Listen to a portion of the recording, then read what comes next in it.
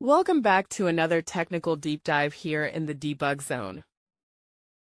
Today we're tackling a big question and breaking it down with insights from other users. Hopefully this clears up some misconceptions and helps you get the answer you need.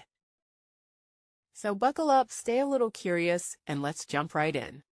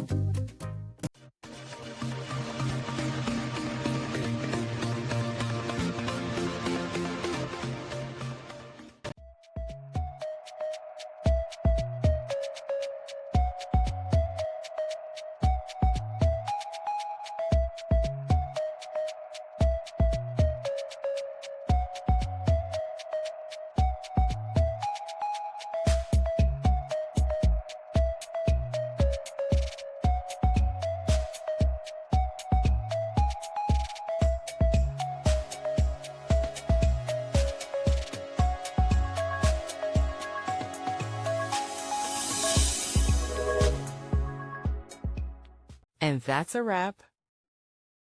I hope you found the answer you were looking for. If you did, take a second to hit that subscribe button. It really helps out. And let me know in the comments which solution worked best for you. See you next time in the debug zone.